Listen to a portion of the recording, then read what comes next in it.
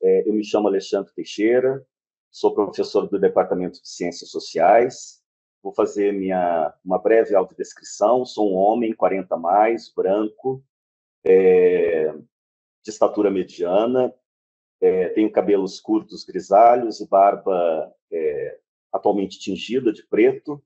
É com alegria que a gente dá boas-vindas a todos e todas nessa nossa roda de conversa intitulada Aprender a Participar, Experiências e Desafios da Educação para a Cidadania, atividade que integra o Seminário de Extensão da PUC Minas 2025, que ocorre entre os dias 3 e 5 de novembro. O Seminário de Extensão é um espaço de encontro e partilha entre estudantes, professores, técnicos e parceiros da universidade que se dedicam à construção de uma universidade socialmente comprometida, criativa e transformadora.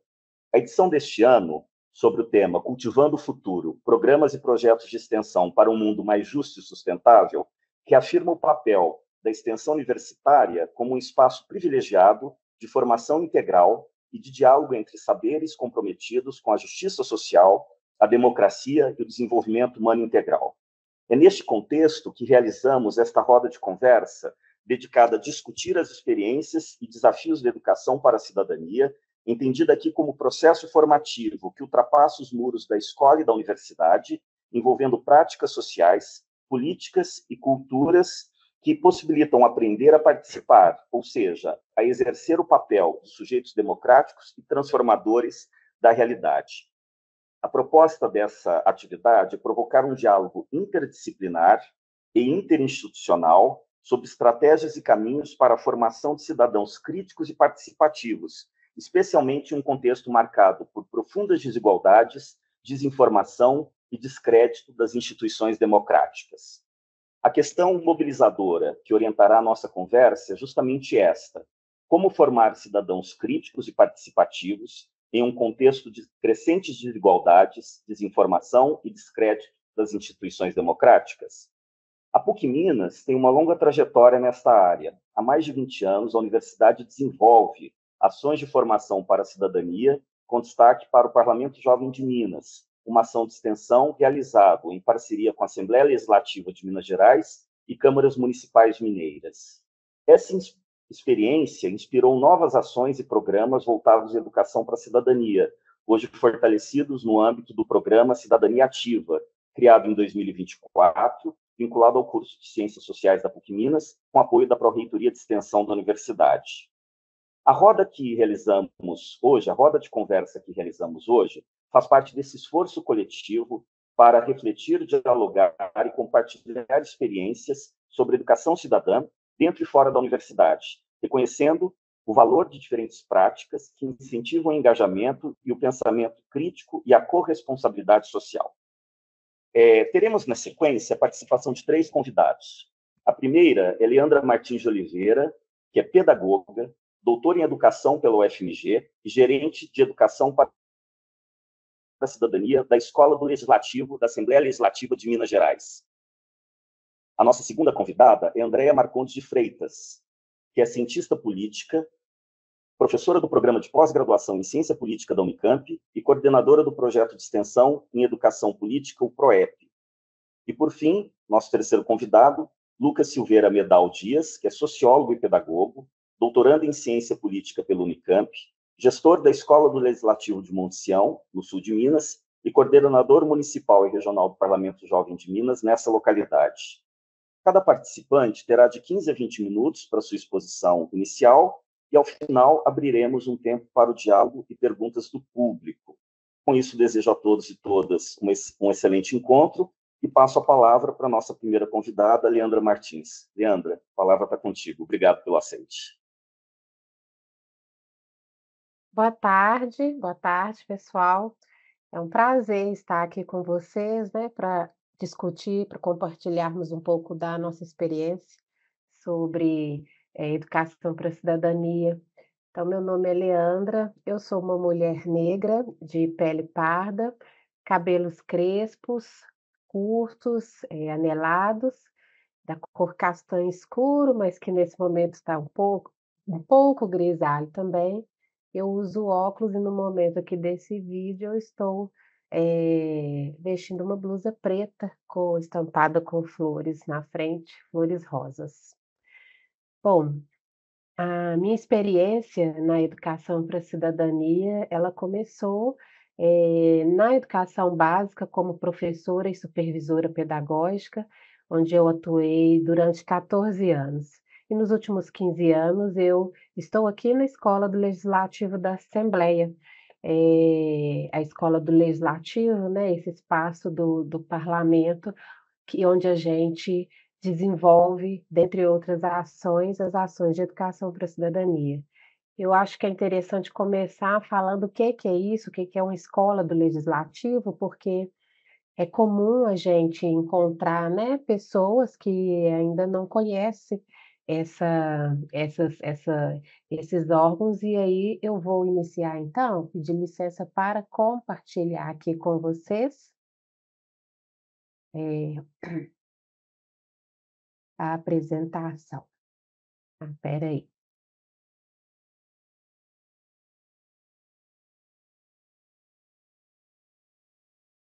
Por favor, me informem se está aparecendo aí para vocês o Tá aparecendo Tá, sim. tá visível. Uhum. ok.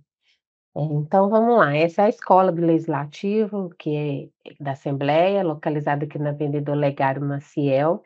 E aqui na escola a gente tem um trabalho, né, onde a gente atua, em torno aí de principalmente de 3 frentes, né. A educação legislativa, que está relacionado aos programas de capacitação de servidores públicos, as atividades voltadas aí para o apoio às câmaras municipais, né, as atividades de apoio interinstitucional com outros órgãos públicos, e são principalmente aquelas ações que capacitam para essa compreensão do poder legislativo, né, da rotina parlamentar, da rotina ali da construção do processo legislativo. Uma outra frente aqui da escola é a produção de conhecimento, e aí aqui a gente tem um conjunto de publicações, nós temos um periódico, Cadernos do Legislativo, a gente também tem a publicação de livros, né, de materiais aí pedagógicos sobre educação legislativa e educação para a cidadania, e um curso de especialização, especialização em poder legislativo e políticas públicas. E uma outra frente da escola, que é, né, que eu vou mais dialogar aqui com vocês, é a educação para a cidadania. E aí eu já avanço um pouco aqui na apresentação, compartilhando, assim, as experiências que a gente tem aqui de projetos e de ações, elas dialogam muito na minha visão com a reflexão que a professora Maria Eduarda Vaz, uma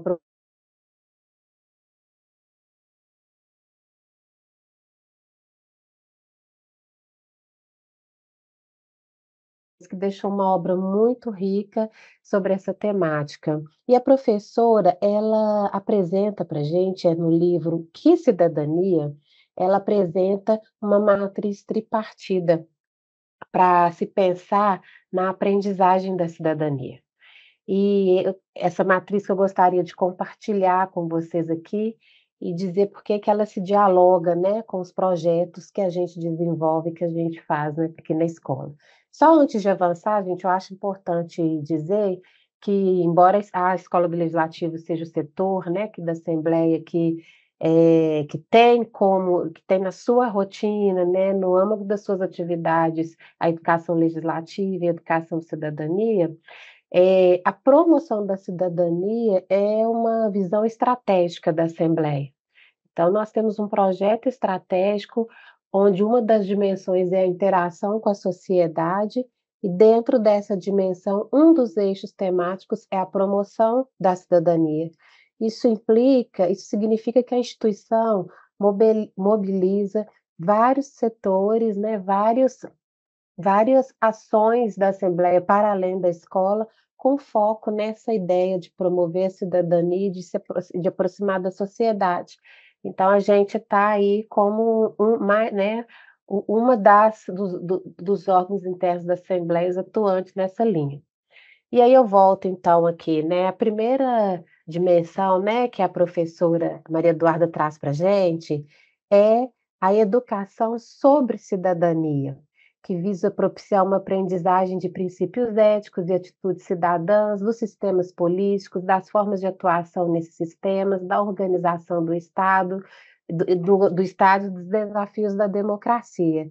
A lógica aqui, colegas, é pensar a educação, os conhecimentos que são necessários para, né, se exercer a cidadania, é a lógica de conhecer a cidadania.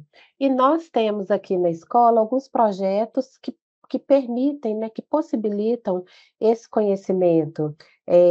Nós temos, por exemplo, o Visite Assembleia, né, que é o nosso projeto de visitas orientadas e jornada universitária, onde a gente recebe estudantes da educação básica, estudantes do ensino superior, para conhecer as instalações da Assembleia, conhecer as ações legislativas, entender como que essa instituição, né, se localiza aí na organização do Estado e o seu impacto na construção da vida pública. E nós recebemos aqui milhares de alunos com esse interesse, né? O agendamento, as escolas fazem diretamente conosco, trazendo as suas turmas aí de várias idades para conhecer o poder legislativo. Uma outra ação que nós temos são os cursos, né? Nós temos aí, eu trouxe exemplo, nós temos o curso É Você que Faz Política, temos cursos sobre democracia, cidadania, fundamentos do processo legislativo, orçamento público. Então, esses cursos também podem ser ilustrados como uma possibilidade desse movimento de educar sobre, né, a cidadania. E no campo de publicações, a gente tem várias produções, eu destaco aqui a coleção Passo a Passo, que é uma coleção muito didática, muito, de textos curtos, né, e simples, sem o juridiquês, como diz o ditado, e que cada um abordando um tema, e que é um material muito utilizado pelos nossos parceiros, pelas câmaras, né, que nos procuram, para promover também a educação para a cidadania nos seus locos. A outra dimensão, né, a segunda parte dessa matriz que a professora Maria Eduarda trouxe na sua obra, é a educação pela cidadania. Aí aqui é a gente entender, né, a gente perceber, como que os espaços onde a gente atua como cidadão, como que essas experiências concretas de participação, essas práticas participativas possibilitam, né, a gente aprender muito sobre, a administração pública, sobre a construção das políticas públicas e tanto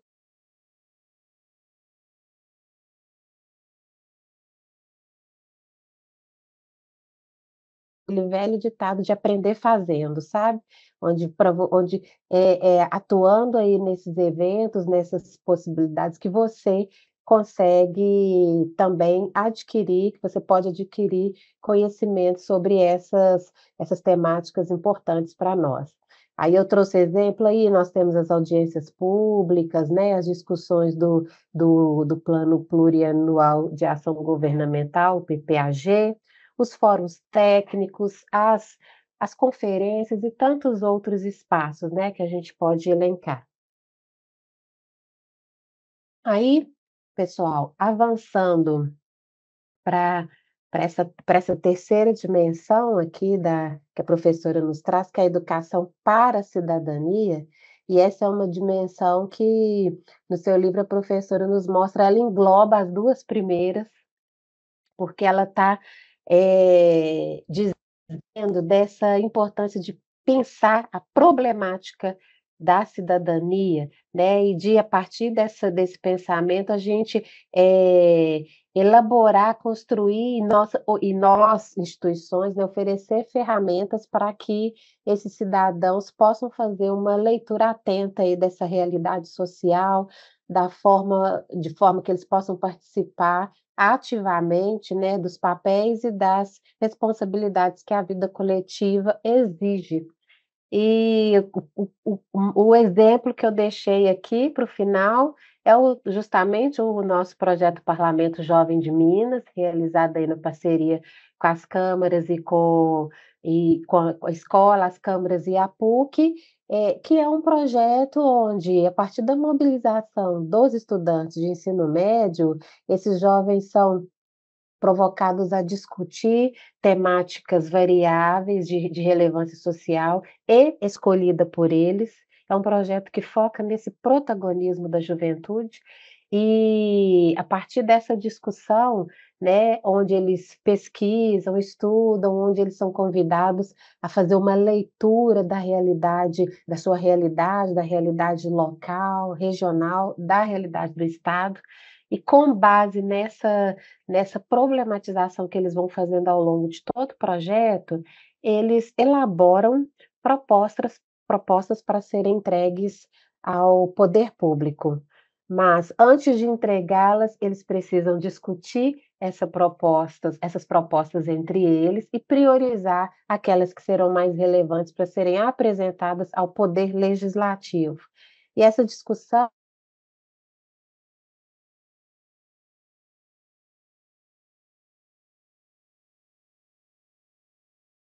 da participação incrível e o retorno que a gente tem tido da juventude, né, mineira, pelos nossos canais de comunicação, é muito gratificante de ver como que esses jovens desabrocham para olhar a política de uma outra forma, para se olharem como fazedores de política, né, e para perceber que, falar de política não é coisa dos outros, né, é coisa nossa. Então, gente, eu acho que, dito isso, né, compartilhando aí um pouco dessa nossa experiência, eu já queria, trazer algumas reflexões sobre os desafios que a gente tem nesse processo. E o primeiro desafio é essa questão da cidadania ser um conceito em disputa, né. Nós temos muitos grupos, muitos segmentos disputando essa ideia do que é cidadania, o que é ser cidadão, quais valores a gente quer construir enquanto cidadãos para a nossa sociedade. E isso é compreensível, porque um cidadão, participativo, ativo, envolve, a gente está sabendo que isso envolve empoderamento, isso envolve a presença em espaços decisórios, isso envolve controle social. Então, quando a gente vê, né, a dimensão do que é formar um cidadão com essas, competências e habilidades que a gente está discutindo aqui, vamos discutir nessa roda, a gente pode entender a clareza um pouco dessa disputa. E para conversar um pouquinho mais sobre isso, não dá para aprofundar, mas eu vou convidar vocês, assim, por um túnel do tempo, indo comigo lá para o final da década de 90, quando nós temos a publicação dos parâmetros curriculares nacionais, no contexto de redemocratização do país, LDB, né, a Lei de Diretrizes e Bases da Educação Nacional havia sido aí promulgada em 96, no ano antes, e os parâmetros veio como um conjunto de documento orientador das reformas e das renovações curriculares. E, eu trouxe um trechinho, né, de uma definição de cidadania que estava lá nos parâmetros naquela época. Eu acho que alguns aqui do grupo nem tinham nascido, provavelmente. E foi até por isso que eu trouxe, para a gente refletir o que temos hoje.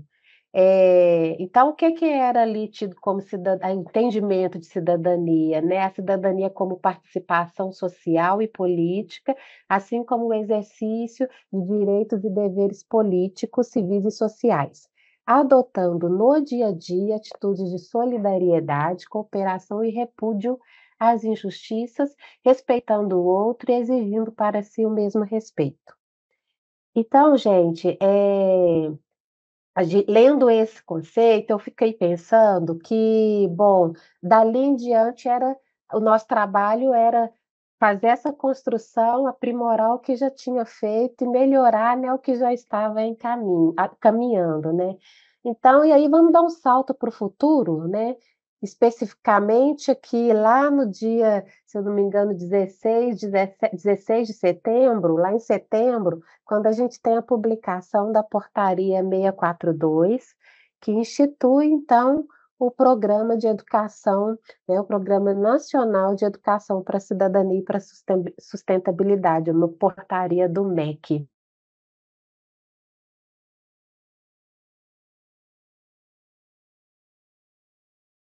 Vou apresentar no documento, o seu artigo 2, que é o principal artigo, que é o artigo que mais, né, que sinaliza ali as aprendizagens que a gente deseja, ofertar para esses estudantes, né, em termos de exercício da cidadania, em termos de educação para a cidadania.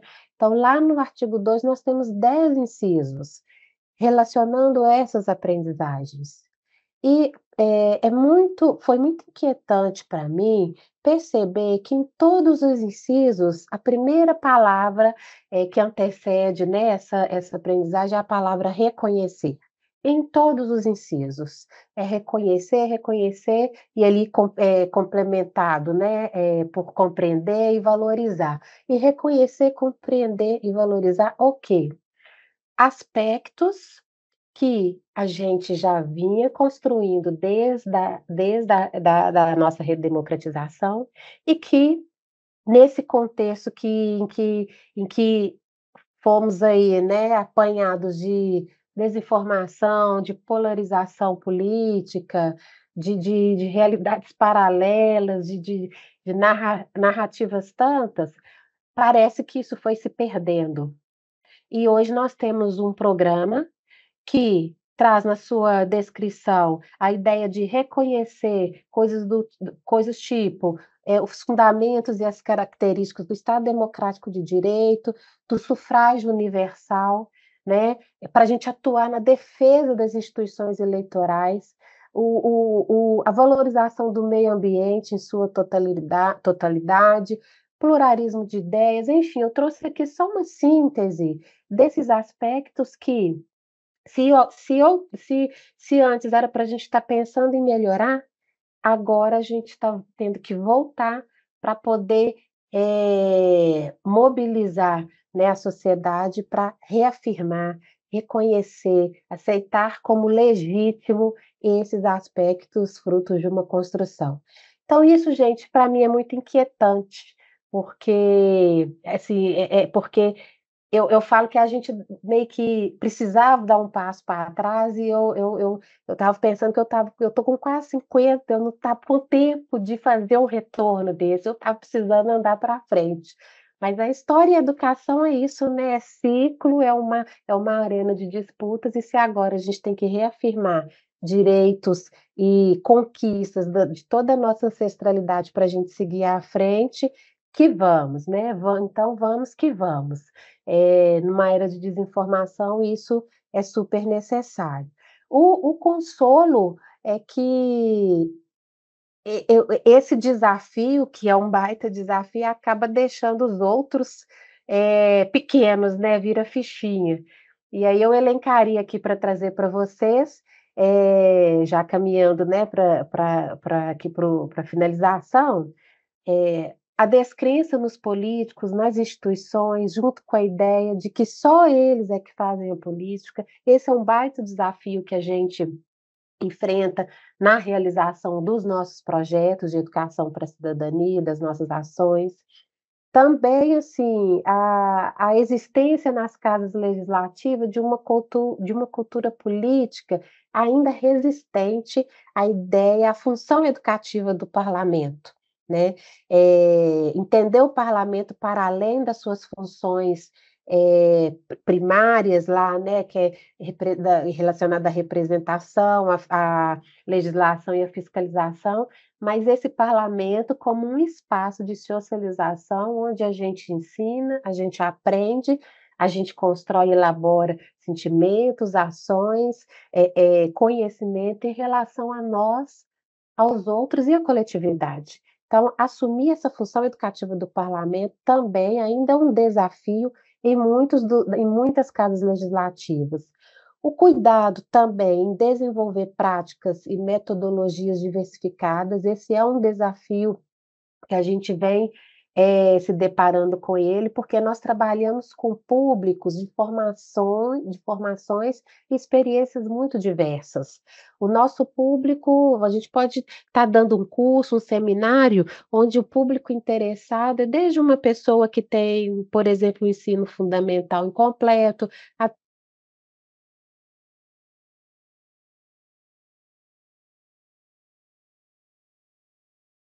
longa e super, rica na vereança, né, na política de forma geral, na mobilização, e outra que está ingressando agora, né, no seu ativismo político. Não entendemos aqui só como, né, relacionado ao à relação política, à questão política partidária.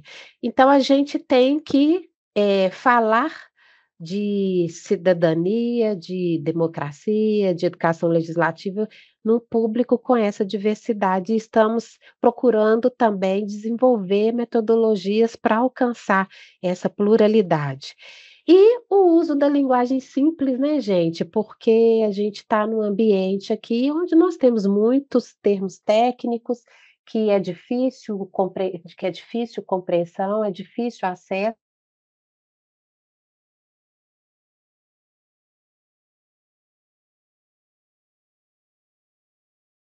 Verdade, nesse ambiente, também tem sido uma construção muito interessante e desafiante para nós. Eu gostaria de finalizar a minha fala compartilhando com vocês, um pensamento da professora Maria Odete Valente, que para mim expressa o que que nos move, né, enquanto educadores para a cidadania, o que que nos move para querer, desenvolver atividades e ações onde nós e os outros aprenda a pensar, a agir para a transformação rumo a uma sociedade melhor. E a professora nos fala que educar para a cidadania é desenvolver a vontade de participar quando tudo parece convidar ao conforto. A indiferença e a preguiça. Quando lá fora chove e estamos quentes. Quando lá fora há choro e cá dentro mordomia. Quando lá fora há fogo e cá dentro frescura. Quando lá fora há fome e frio e cá dentro há calor e bastança. Muito obrigada, gente, pela escuta. E, Leandra, muito obrigado pela sua apresentação. Eu acho que você trouxe uma série de elementos que a gente vai poder dialogar no final, sobretudo a experiência da Escola do Legislativo, aqui da Assembleia Legislativa do Estado de Minas Gerais, que é uma experiência, uma das pioneiras do país, né? E com programas e projetos que são reconhecidos nacionalmente. Muito obrigado pela sua apresentação e pela sua presença conosco. Agora eu passo a palavra para a professora Andréa. Por favor, professora. Obrigado mais uma vez pelo seu aceite. É um prazer conhecê-la. Obrigada a vocês por terem me convidado. Eu cumprimento os meus colegas de mesa. Estou bastante feliz de poder falar desse assunto que talvez quem mexe com essas coisas sabe o quanto esse assunto virou o preferido de todos os outros. Eu vou começar fazendo minha descrição. Eu sou uma mulher de 40 e tantos, com cabelos grisalhos, cacheados. Estou usando um óculos que eu acho que é verde água ou algum verde desses que provavelmente ninguém sabe dizer qual é a cor. Tenho uma pele, sou branca, embora tenha alguma cor na minha pele.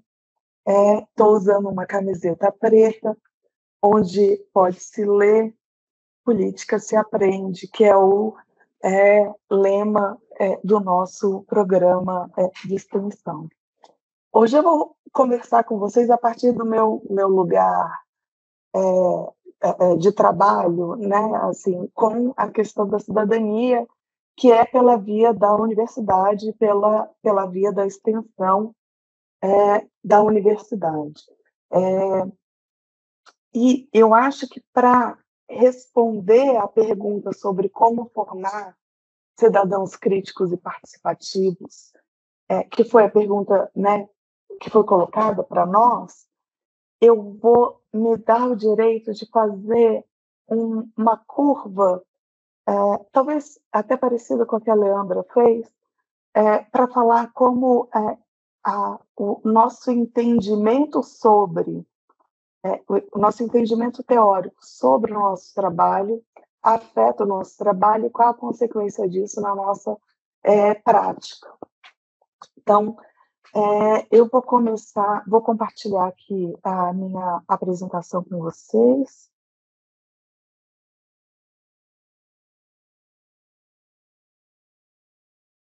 Eu espero que vocês estejam vendo.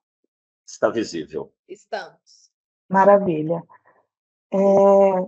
Bom, eu sou, como foi falado, como o Alexandre falou na apresentação, sou coordenadora do Programa de Extensão em Educação Política da Unicamp, o PROEP, que é um programa de extensão, um programa no sentido de que ele engloba vários pequenos projetos dentro de uma ação maior.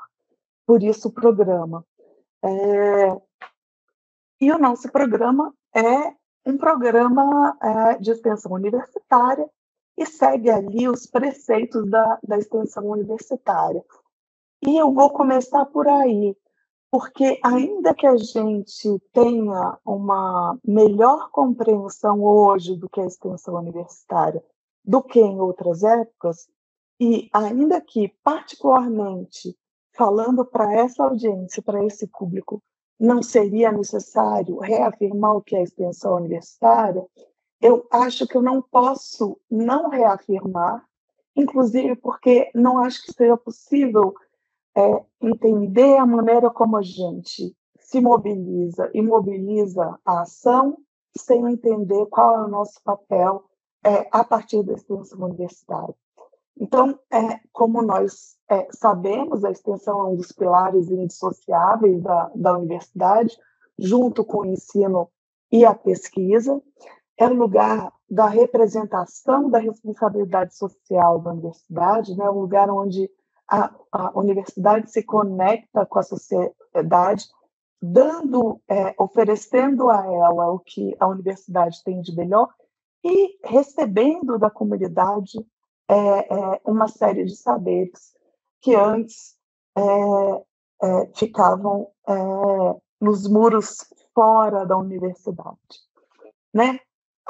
Ao longo do tempo, a ideia de extensão universitária passou por diferentes modelos e hoje em dia, inclusive do ponto de vista da legislação, a gente está no que se chama um modelo acadêmico institucional, né, que é pensado a partir de uma extensão dialógica dentro de uma ideia de comunicação no sentido de Roberto Freire. Né? Acho que o nosso modelo atual de extensão universitária, acho não, tenho certeza, é muito inspirado no Roberto Freire e particularmente nessa ideia dialógica da relação entre universidade e sociedade.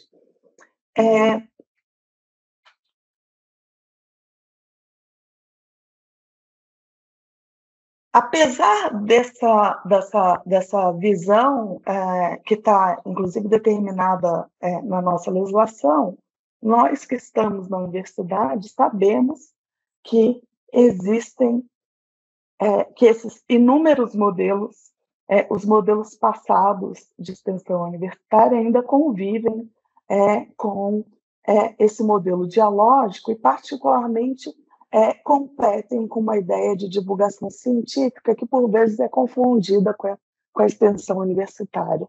Então, isso torna muito importante para mim reafirmar esse lugar dessa relação de troca entre universidade e sociedade. Então, o nosso projeto de extensão, o nosso programa de extensão parte desse ponto. A primeira coisa que a gente pretende é fazer uma troca horizontal com a sociedade. Uma outra questão que é bastante... bom, já falei tudo isso, vou passar para frente. Que é bastante cara para a gente, diz respeito a como a gente entende de política. Como eu disse, o nome do programa é Programa de Extensão em Educação Política. Veja bem, a partir nós assumimos a palavra política e assumimos ela de forma orientada, pensando que os nossos objetivos vão além da ideia de cidadania. Isso não é, de forma nenhuma, uma crítica a programas e projetos que tratem da educação para a cidadania, da educação para a democracia, da educação nos muitos significados que ela pode ter quando a gente pensa em democracia, particularmente, né? Não é aqui uma crítica, mas uma afirmação do que nós somos. Então, partindo dessa ideia, eu acho importante dizer que a gente assume a palavra política pensando na política a partir de um conceito que foi desenvolvido pela Hannah Arendt. Aqui eu trago um trechinho, um refraseamento de um trechinho do livro O que é Política, da Hannah Arendt, que é um livro maravilhoso para a gente pensar a política. O conceito central e base da política para Hannah Arendt é a ideia de pluralidade dos homens, né? Ela parte de uma ideia de pluralismo, num sentido de que cada um de nós é algo, tem algo, e deve oferecer esse algo num espaço político, né? Para ela, a política não surge no homem, mas entre os homens. Ela não acha, como Aristóteles, que a política é uma característica intrínseca dos homens. Ela acha que a política se dá na relação entre homens, né? Que os indivíduos isolados eles não são políticos, mas sim na relação entre eles é que você alcança esse caráter político. E o foco da política é o mundo. Não é o homem, mas é sempre a preocupação com o mundo. Então, a política estaria diretamente ligada ao espaço público, que reúne os homens ao mesmo tempo que os separa, em termos políticos, ideológicos, e assim vai, mas levando aí a um mundo de relações humanas. É só nesse espaço público que a política acontece, é só na relação entre homens que a política acontece. Essas duas coisas se conectam fortemente a uma ideia que a gente vem desenvolvendo dentro do projeto de extensão, aonde a gente busca educar através da democracia. Isso tem um significado bastante particular para a gente.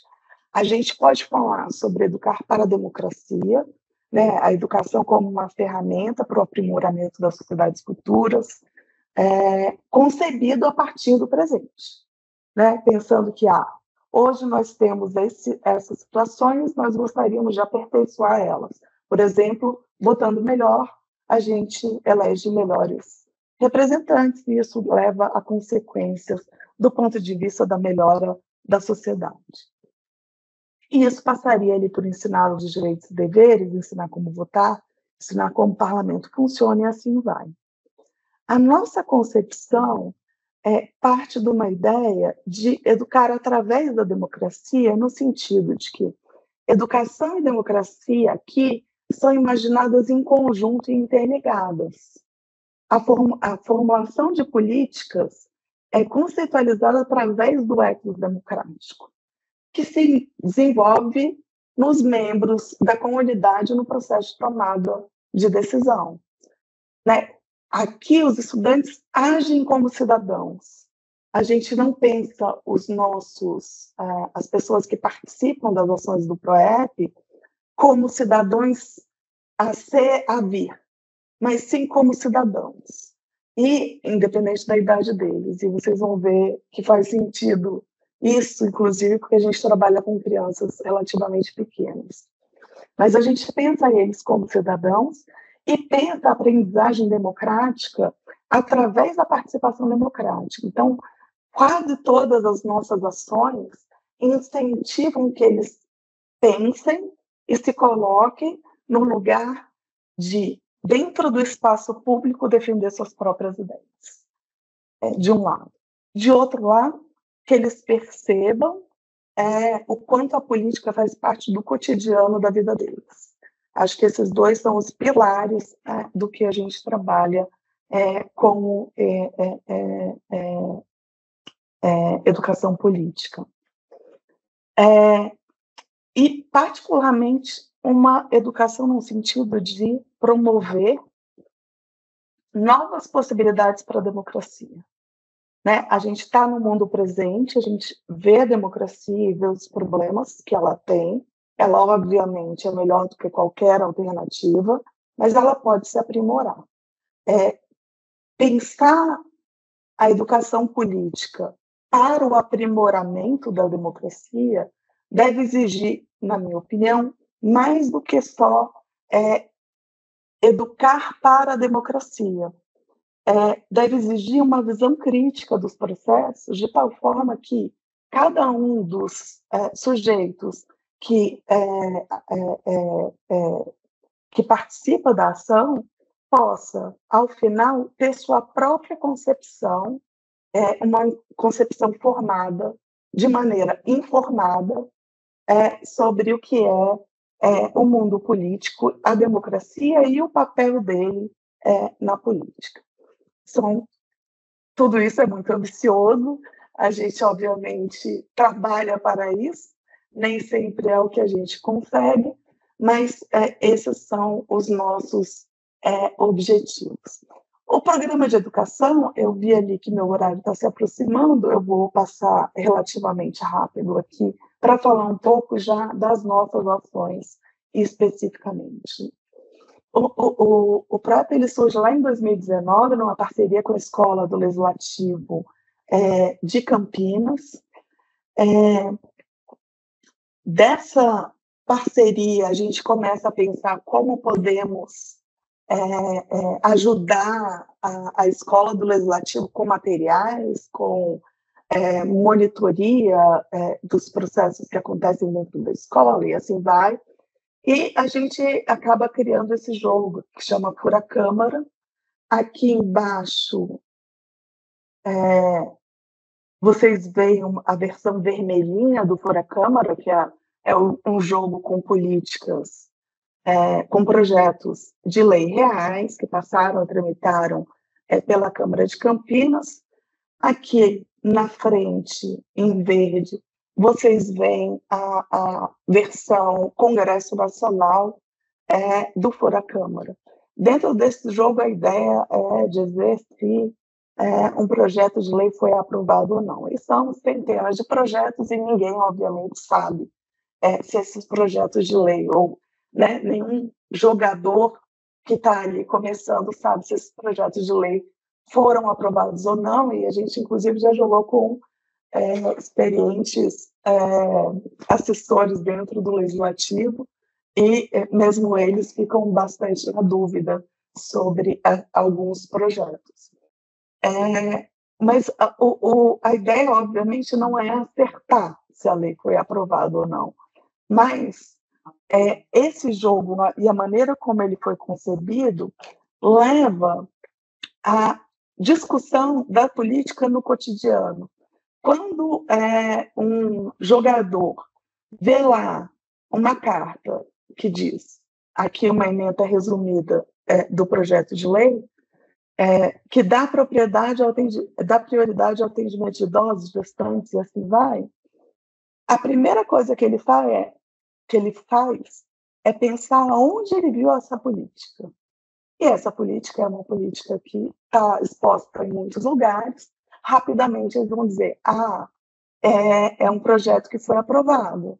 Mas isso perpassa por uma percepção de que aquela política está sendo aplicada no cotidiano dele. E se jogando o furacão para nacional, é uma política nacional que é discutida em Brasília, afeta a minha vida. É esse o conceito que está por trás desse jogo.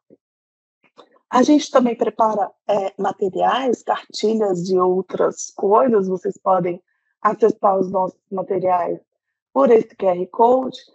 Ao final, ele vai ficar mais fixo.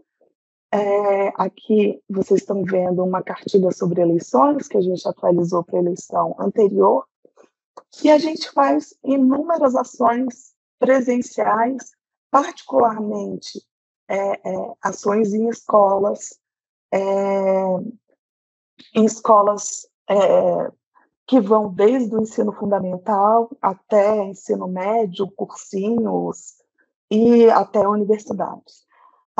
Vocês estão vendo aqui uma coisa que a gente leva sistematicamente para as nossas ações, que é esse quadro que diz o que é política, aqui na sua versão primeira do quadro, e agora já numa versão mais, digamos, profissional dele, onde a gente convida todas as pessoas a dizerem o que é política para elas.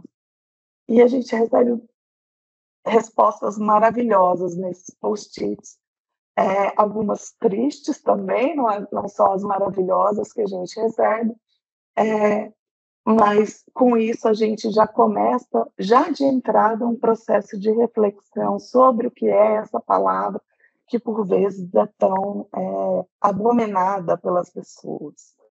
Aqui são algumas imagens de ações que a gente faz em escolas, seja jogatinas, que a gente tem ali no canto da tela, seja alguma discussão sobre alguma atividade específica montada de forma dialógica com os nossos parceiros, né? Então, é muito comum que a gente receba pedidos do tipo: eu estou dando aula disso esse semestre, esse bimestre, será que a gente consegue conectar isso com a política? E aí, dentro desse processo dialógico, que por vezes passa ali pelo professor ou pelo coordenador da escola, a gente vai montando atividades que abracem o que é a expectativa desse professor.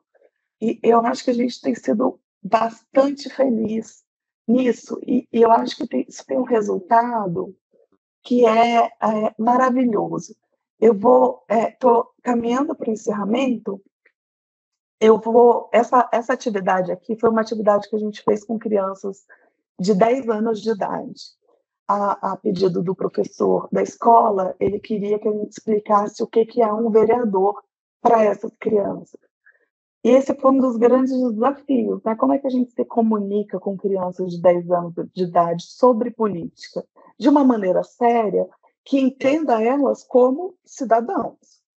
Porque também eu não vou entrar na sala de aula para falar com as crianças como se eu tivesse soberana, dona do conhecimento, entregando algo para elas.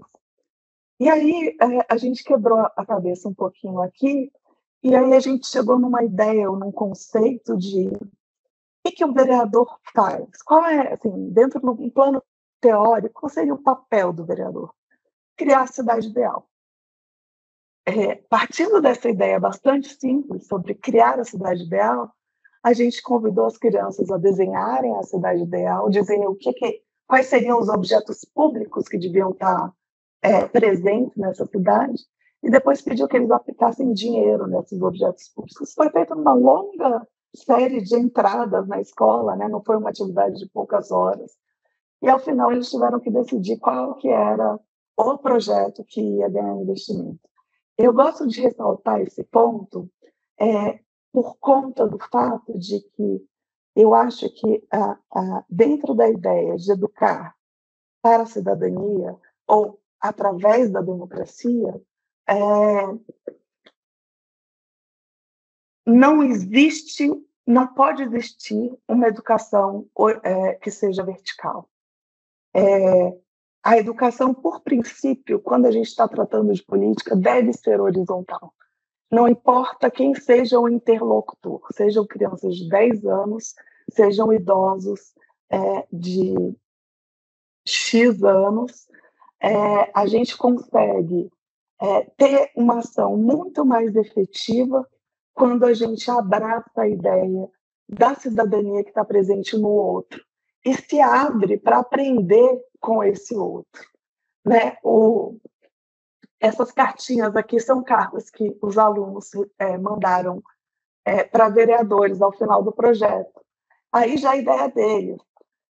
Eles foram transformando as ideias e se apropriando delas. E é muito bonitinho, assim, não é só engraçadinho porque são crianças de 10 anos, mas é particularmente importante que a ideia que eles trazem nessa carta do que deve ser melhorado para a sua cidade, na sua cidade.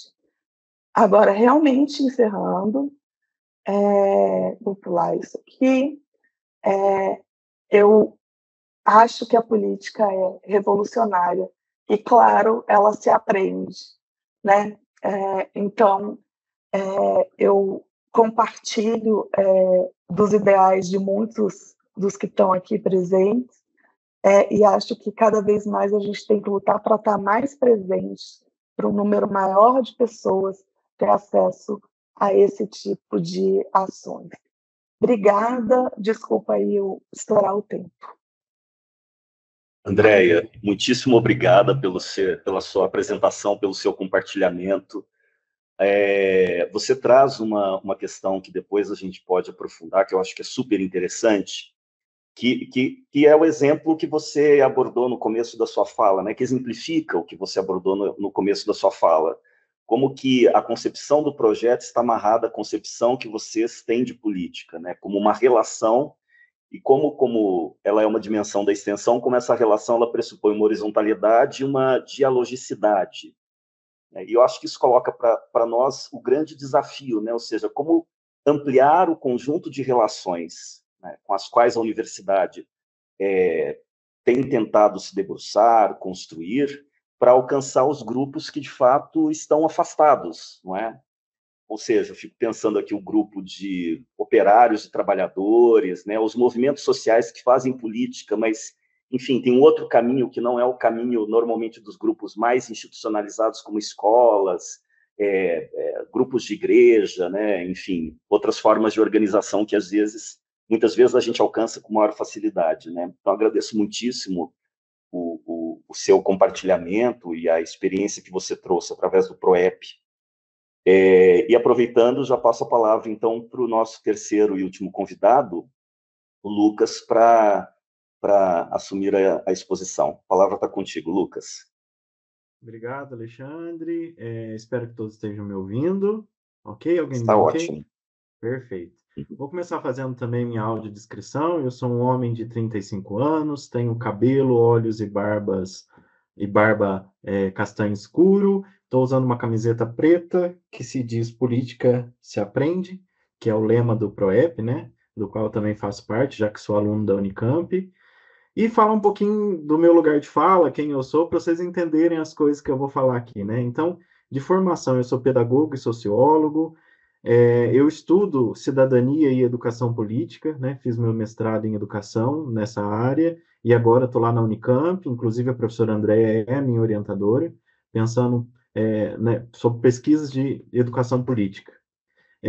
Eu moro no interior de Minas Gerais, né? É uma cidade muito pequena, e aqui eu trabalho na Câmara Municipal, no Poder Legislativo de uma cidade pequena. Então, esse vai ser um marcador importante para vocês entenderem as minhas falas, né?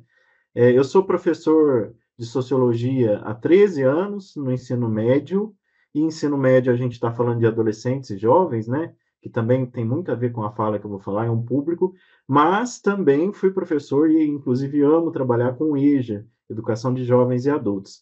Tive pequenas experiências com educação infantil, ensino fundamental e na gestão escolar.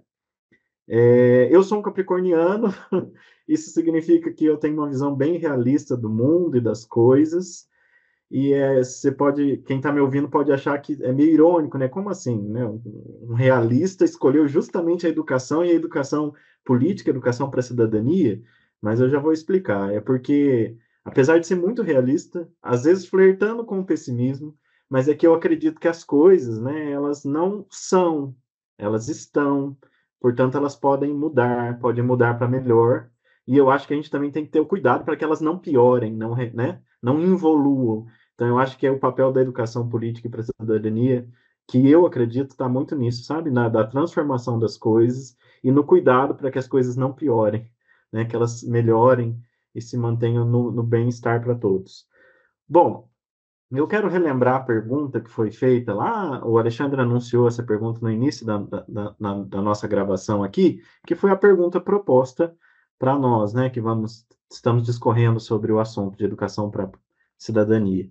E a pergunta foi o seguinte: como formar cidadãos críticos, participativos, num contexto entre desigualdade, desinformação, fake news, né, e o descrédito das instituições democráticas? Eu vou falar um pouquinho, então, sobre formar cidadãos, vou me concentrar um pouco mais nisso, e vou passar um pouquinho sobre a questão das desigualdades e o descrédito nas instituições. Mas antes de eu começar falando o que eu acredito nesses três assuntos, né, fazer um resgate histórico, né, uma marcação histórica. Em 15 de março de 1985, para muitos estudiosos, a gente teve o início formal da redemocratização do Brasil. Então, se a gente está falando lá de 1985, quer dizer que agora, em 2025, a gente está comemorando 40 anos de democracia, de redemocratização no Brasil. Isso é um marco importante para a gente, para salientar a nossa conversa aqui, já que a gente está falando de educação para a cidadania, que necessariamente passa por democracia e passa por política. E também, né, falar que em dia 5 de outubro agora, de 2025, a gente comemorou 37 anos da nossa Constituição Federal, que é a Constituição Cidadã. Então, são marcos importantes para a gente pensar e a gente pode começar a avaliar, né, nesses 40 ou 37 anos, o que aconteceu. E eu acho que a Leandra fez uma lembrança muito importante, que é trazer o que aconteceu em setembro desse ano, que é a portaria do MEC, que cria o Programa de Educação para a Cidadania e Sustentabilidade. Isso, para nós que trabalhamos com isso, eu faço isso, eu esqueci de falar no começo, mas eu sou gestor de uma escola do Legislativo, né? Eu faço educação para a cidadania, eu faço educação política aqui dentro, no meu trabalho, e então, para a gente ter esse marco, né, ter uma portaria, ter uma regulamentação legal, é muito importante. E eu também, diferente das duas professoras que me antecederam, a Leandra e a André, eu não fiz apresentação, até porque eu pretendo ser bem breve, mas eu fiz a tarefa de casa, né? E na minha preparação para essa fala, eu fui pesquisar o que a gente tinha de pesquisa científica mais recente, que falasse um pouco um diagnóstico, né? E eu achei uma pesquisa da Universidade Federal Fluminense, é uma pesquisa que os dados são de 2024, mas ela foi publicada no começo do ano, agora de 2025. Então, é uma pesquisa da Federal Fluminense em parceria com o Instituto Datafolha. E eu vou trazer só os dados principais, né? A pesquisa entrevistou 1.500 pessoas de diversas regiões do Brasil, de jovens a adultos, né? E ela apontou que 78,4% dos entrevistados acreditam que a democracia é a melhor forma de governo. Então, 78,4% acreditam que a democracia é eficaz e é a melhor forma de governo. Então, a gente está com um bom número. Poderia ser mais alto, mas está um bom número.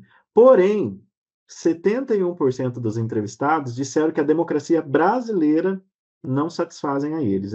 Ela tem problemas, portanto, eles estão insatisfeitos com a democracia brasileira. E se a gente pegar o grupo dos jovens, esse número aumenta um pouquinho, vira 77% dos jovens acreditam que a democracia brasileira é insatisfatória, né? Essa pesquisa também, ela fez um panorama com a religião, ela correlacionou religião com política. E 83,5% das pessoas que responderam acreditam que a religião, a crença em Deus, é mais importante do que a ciência. E aí, nós não vamos desesperar, não. Não significa que 83,5% seja negacionista. Não é isso. Até porque a pesquisa aponta que 93% dos entrevistados acreditam na ciência, acham que a ciência tem importância. Porém, esses 83 acham que a religião é mais importante do que a ciência. Mas por que eu estou falando disso numa roda de conversa sobre cidadania? Porque quando a gente está falando de educação para a cidadania, a gente tem que pensar nessa valorização daqueles conhecimentos que são científicos, daquele pensamento crítico, que no dogmatismo das religiões isso não é concebido, né? 82% dos entrevistados também acham que as escolas têm sim que ensinar religião, e religião no sentido de orar, rezar e ler um livro sagrado. Então, é um número muito alto. 82% dos entrevistados acreditam que as escolas realmente devem ensinar atos religiosos, né?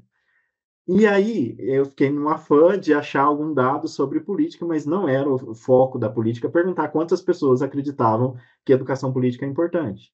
Inclusive, fica um convite, né? Nós temos aqui pessoas da Unicamp e da PUC. Quem sabe a gente pode fazer uma pesquisa conjunta nesse sentido, né? Como que as pessoas, o que elas acreditam sobre educação política, né? Então, feito esse panorama, vou começar a discorrer primeiro sobre a formação cidadã, né? Ora a gente está chamando de educação para a cidadania, ora a gente está chamando de educação política, enfim. O nome aqui, nesse momento, o nome vai pouco importar, mas o intuito é, né, como a gente aprende e como a gente ensina cidadania e política. Bom, eu vou começar falando que eu não acredito em um ambiente educativo que pense em cidadania e política que não tenha como premissa ou como pré-requisito outro tipo de educação. Eu fiz a frase na negativa, acho que ficou confuso, então eu vou trocar para afirmativo. Eu quero dizer para vocês que eu só acredito numa educação política se dela vem acompanhado outro tipo de educação, que é a educação socioemocional, por exemplo, ou a comunicação assertiva e não violenta. Como assim? Vou explicar. Viver em democracia é muito difícil. A gente tem que equalizar, negociar, resolver conflitos, mediar. Por quê? Porque a pluralidade de ideias, a pluralidade de existências gera conflito. E a gente precisa mediar isso. Agora, eu não posso acreditar que a gente vai ensinar educação para a cidadania ou educação política num ambiente que não prioriza a educação socioemocional, a resolução de conflitos, né? E isso lá na pedagogia a gente chama de cultura de paz e convivência democrática nas escolas, né? Ou também que a gente vá conseguir fazer educação para a cidadania ou educação política num ambiente, numa escola, seja ela formal ou não formal, independente. Se ela não fizer compassadamente, ao mesmo tempo, junto, uma educação voltada para a comunicação não violenta ou para a comunicação assertiva. Porque eu acredito que o cidadão precisa saber mediar os seus conflitos, saber lidar com as pluralidades de modo de ser, de agir, né, de ideias, e ele precisa saber argumentar e precisa respeitar a opinião do outro e colocar firmemente essa opinião, mas de maneira respeitosa. Então, eu só acredito que possa haver educação para a cidadania e educação política se ela vier acompanhada da educação socioemocional e da educação que preza uma comunicação não violenta e uma educação que preza uma comunicação assertiva. E aí eu fico pensando no educando. Vamos pensar que o programa de educação para a cidadania, que a portaria que o MEC lançou, falava que essa portaria, né, tem a ver ou vai acontecer na educação básica, que a gente sabe que é dos 4 anos, que é educação infantil, até os 17, que é a idade média que a gente espera que a pessoa termine o ensino médio. Então, passando educação infantil, Fundamental 1, Fundamental 2 e ensino médio. Então, vamos pensar no educando como esse ser de 4 a 17 anos. Como fazer uma educação para a cidadania se na casa desse educando não é um ambiente democrático? A sala de aula desse educando não é um ambiente democrático. E não é só a sala de aula, não. Os espaços escolares todos, inclusive o banheiro, não é um ambiente democrático. A igreja que ele frequenta não é um ambiente democrático. Ele não consegue exercer a democracia lá. O trabalho, o escritório, a fábrica, enfim, não é um ambiente democrático. A universidade e a ciência não é democrática. A internet, por mais que se possa pensar a internet é um ambiente democrático, não é. Porque a gente sabe que a internet requer tecnologia e o acesso à tecnologia não é democrático, a gente tem uma desigualdade nisso. E a gente sabe bem que a internet funciona numa lógica do capital. Então, ela também não é democrática. E, gente, a grosso modo, falando sobre todos esses espaços que não são democráticos, me leva a crer que, na verdade, ou no limite, a cidade não é democrática. E quando eu estou falando cidade, eu estou falando o acesso ao lazer, o acesso à cultura, mas também os órgãos de representação. O prefeito é a prefeitura, o prefeito é a prefeita e a prefeitura, o vereador a vereadora e a Câmara dos Vereadores, enfim. Qual é o tipo de influência que esse educando tem? Como que ele pode influir a tomar decisões? E, inclusive, decisões de coisas que vai afetar a vida dele. É quase nenhum. Então, a gente está falando de educação para a cidadania, educação política, sabendo que na trajetória desse educando ele vai passar por muitos espaços que não são democráticos. E eu estou falando de uma maneira generalista, né? Eu quero acreditar que existam, sim, casas, igrejas ou salas de aula que sejam democráticas, tá? Mas generalizando, a gente sabe que não são espaços democráticos. Então, esse é um desafio, né? E eu acho que um caminho para formar esses cidadãos é o que eu falei, é caminhar junto com uma educação socioemocional, de mediação de conflitos, é caminhar junto com um aprendizado da comunicação não violenta, porque o pensamento crítico, que para mim é uma grande chave, né, quando a gente está falando de educação para a democracia, ou educação política, educação para a cidadania, é o pensamento crítico. Porque eu não quero acreditar também que simplesmente falar dos três poderes, da Constituição Federal, da representatividade, ou seja, eu quero acreditar que só o letramento político não basta para a gente chamar aquilo de educação para a cidadania ou educação política. É preciso ir além, é preciso lidar com as atitudes, os comportamentos e o pensamento crítico do educando. Então, onde tem pensamento crítico, há pluralidade de ideias. Onde há pluralidade de ideias, há conflitos. E esses conflitos precisam ser mediados, né? Para a gente estabelecer um ambiente seguro, seja na escola ou qualquer outro ambiente educativo, para assim conseguir fazer educação para a cidadania e educação para a democracia. E essa educação não seja apenas teórica, como eu disse, o letramento político, mas seja algo vivencial, que ele possa vivenciar a tomada de decisões, seja na sua casa, seja na sala de aula, ou seja em ambientes institucionais, como a Câmara de Vereadores, a Prefeitura, enfim. Então, eu acho que o caminho para a gente formar cidadãos é diminuir a não democracia, né, o autoritarismo nesses espaços e começar a pensar em habilidades comportamentais. Pensando um pouquinho nas desigualdades. Nós temos desigualdade de todos os tipos, social, climática, financeira, de gênero, educacional, enfim. Todas essas desigualdades vão desembocar numa desigualdade que é uma desigualdade de poder, que novamente eu falo, é aquilo, né? Como a pessoa influi ou tem poder de influência nas decisões políticas da sociedade. Todas as outras desigualdades vai acabar diminuindo o seu poder de influência e aumentando a sua desigualdade de poder. Então, um dos caminhos também para a gente fazer uma educação política e para a cidadania é pensando na diminuição das desigualdades, na superação das desigualdades, que, claro, eu não vou ser leviano de falar que isso é simples, né? Não é simples, mas é uma coisa que a gente precisa trabalhar e enfrentar. E eu acho que fortalecer as ações locais de educação política. Hoje aqui a gente tem, por exemplo, a Leandra, que representa uma escola de governo a nível estadual do Poder Legislativo. Eu trabalho numa escola de governo municipal. O professor Alexandre e o professor André trabalham numa universidade pública. Então, não somos instituições. Mas e as ações locais? Que é feita no movimento social, no coletivo, na ONG. Eu acho que nós, enquanto instituição que fazemos educação para a cidadania, precisamos fortalecer as pequenas ações de educação para a cidadania locais. É muito importante esse trabalho em rede de fortalecimento.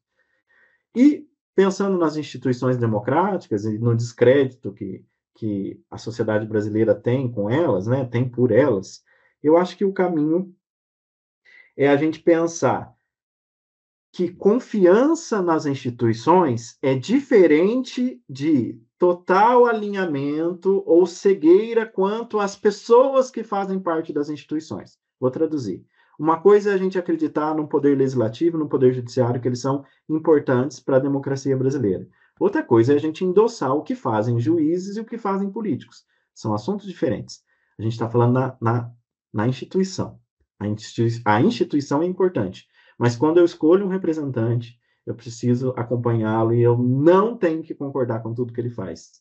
E isso abre caminho para um convite, que eu acho que não é o objetivo da educação para a cidadania, não é o objetivo para a educação política, pelo menos não é o objetivo principal, mas é um efeito colateral, que é convidar o educando a que, se ele quiser ocupar esses espaços, ele pode ocupar. Se ele quiser se candidatar, se ele quiser ter uma formação jurídica e concorrer a uma vaga no judiciário, ele pode fazer isso. Eu acho que não é o nosso maior objetivo formar candidatos, mas é um efeito colateral daquilo que a gente faz. E terminando aí, né? Eu quero falar um pouquinho da desinformação. Eu acho que o caminho para a desinformação, o remédio para a desinformação é a informação. E isso a gente faz na educação política, a gente faz na educação para a cidadania, quando a gente oferece informação com qualidade, informação científica, informação que seja uma informação confiável, mas a gente espera que o cidadão ou o educando use essa informação para criar suas próprias ideias, né? Nós não estamos aqui para doutrinar ideias. Inclusive, uma das grandes... Quando a gente fala em educação política para a sociedade, eles acham que, né, logo associa a doutrinamento ideológico ou partidário, mas não é isso. Nosso papel, acredito, que é levar a informação, mas incentivar, instigar a pessoa a criar suas próprias opiniões baseado nas informações que nós oferecemos.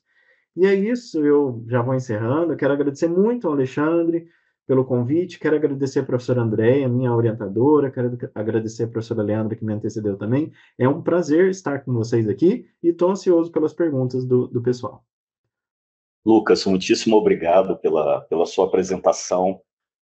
Você traz, como você bem disse, essa experiência a partir do seu lugar, né? Ou seja, esse papel de alguém que está na lida da educação com o público, enfim, do ensino básico diretamente, né? E essa experiência, como ela traz essa necessidade da gente pensar os processos educativos para a cidadania, ou como diz a professora Andréia, né? De uma educação através da democracia, pensando em competências e habilidades, não apenas em conteúdos, né? De uma certa forma, também como a Leandra abordou, ao pensar a educação, a matriz, né? A matriz dela triádica de educação para a cidadania, não é? Então, essa educação socioemocional, essa educação voltada para uma comunicação não violenta e assertiva, né? De fato, são temas importantes e que os documentos oficiais de educação brasileira, né, descrevem, né, está presente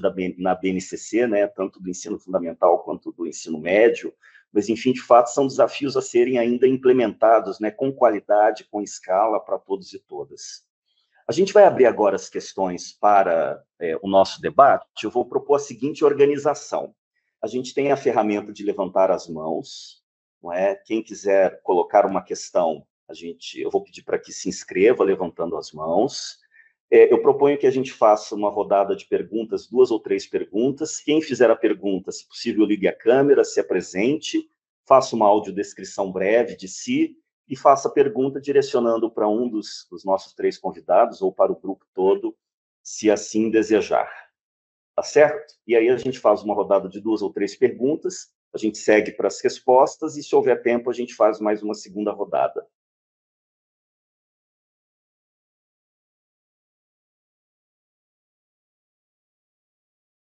Eu vou puxar a fila. Eu já tinha feito durante a apresentação de vocês. Aqui na universidade, na PUC Minas, nós somos uma universidade comunitária, confessional, né? Então, apesar de sermos uma universidade, entre aspas, privada, a gente tem uma missão e uma função social pública, né? E uma das questões que tem nos instigado, sobretudo no nosso programa de formação para a cidadania, que a gente chama de cidadania ativa, como alcançar determinados setores da sociedade brasileira. E pensando aqui em Belo Horizonte, os grupos que estão mais próximos aqui da universidade, que que trabalham com formação política e formação para a cidadania, que tem uma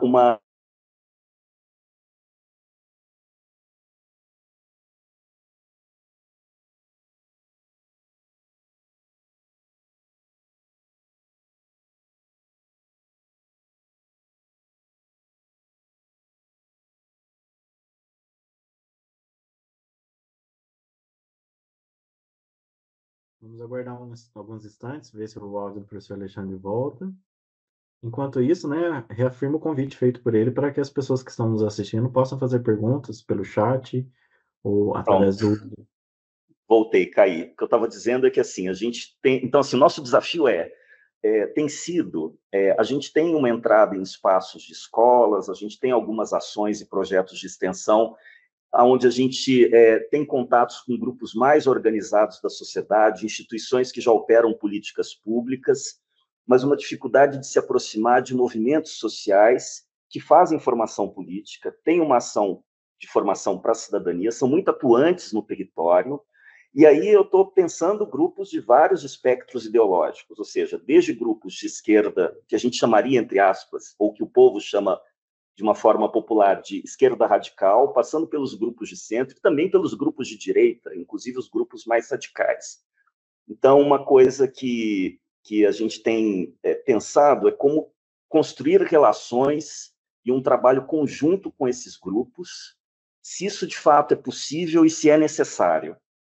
Não sei como que vocês pensam na Unicamp, Andréia, como que vocês veem isso, se isso é uma questão para vocês também, na Escola do Legislativo, o Lucas lá no interior, porque, de fato, são grupos que estão distantes de nós e fazem política, né? E fazem formação para a cidadania cotidianamente, na prática.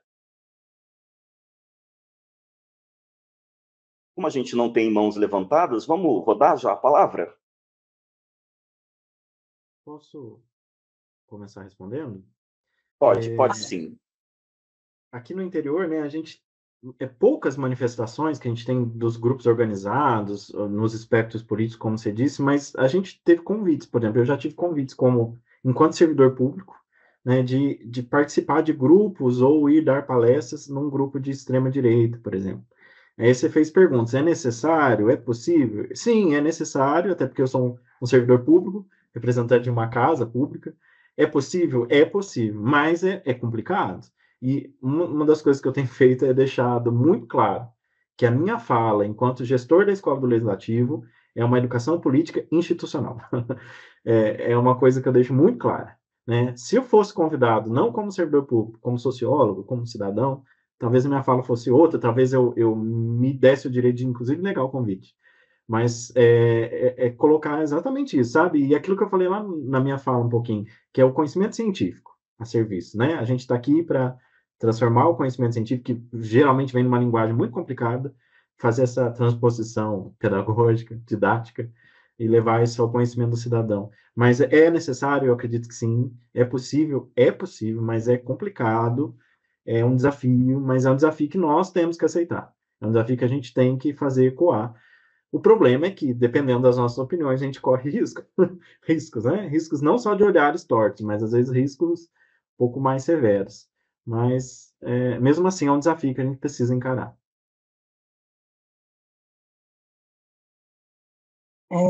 Eu concordo muito com o Lucas. Eu acho que é possível e acho que é necessário. E eu diria que é mais do que necessário, é vital, do ponto de vista da democracia. A gente tem hoje a sociedade dividida em terços, né? Um terço de um lado, um terço no meio, um terço do outro lado. E cada vez mais esses terços acabam tão afastados, né? E são incapazes de se comunicar, literalmente se comunicar, falar a linguagem que o outro fala. Eu acho que tem promover ações de educação política em ambos os lados seria muito, muito benéfico para trabalhar esse processo de comunicação. Por outro lado, de fato é muito difícil. dentro do nosso projeto, dentro do nosso programa de extensão, a gente já foi bloqueado em alguns lugares de entrar para a nossa entrada. E aqui lugares que eu estou dizendo são escolas e outras coisas, por causa de porque a pessoa entendeu que a gente ia fazer política partidária, quando é exatamente o contrário, né? Então, e a entrada com os movimentos sociais de centro-esquerda, ela é relativamente fácil, assim. Particularmente porque aqui na Unicamp tem muita gente que estuda movimentos sociais e acaba já tendo contato com eles, né? E aí não é complicado. Mas eu falo essas coisas também, e eles também brigam com a gente quando a gente fala que a gente tem que conversar, que a gente tem que buscar um vocabulário comum, buscar o meio termo, buscar o entendimento. E eu confesso que eu não sei como entrar nos movimentos de direita. Eu acho bastante desafiador, porque eles nos julgam. Vindo do IFISH, talvez vocês saibam, né, o IFISH andou sendo atacado em mais de uma ocasião, mas eu aceitaria convites para estar nesses espaços, porque eu acho que é isso. Se a gente não começar a conversar, a gente nunca vai conseguir chegar num lugar interessante para o país.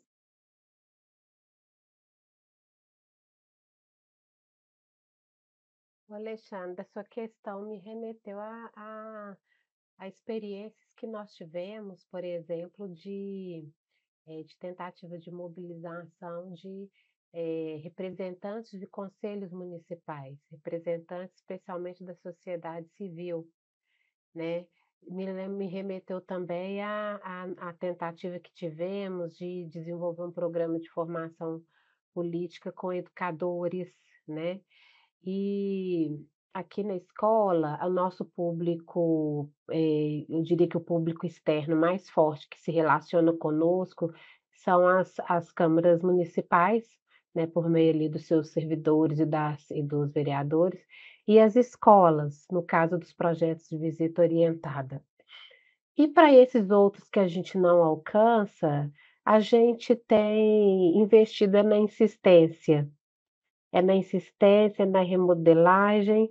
O caso dos representantes de conselhos, por exemplo, nós estamos sempre construindo alguma alternativa para poder chegar e aproximar e trazer, né, buscar uma interação com esse público. Neste momento, por exemplo, nós participamos de uma rede de troca de saberes, que foi uma iniciativa do Observatório Social de BH, Brumadinho, juntamente com SEMAS, Universidade de Viçosa, todos com esse foco.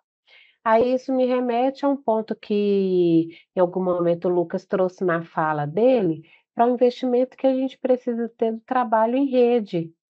Porque às vezes a gente não chega naquela instituição, naquele segmento, por um caminho assim direto, né?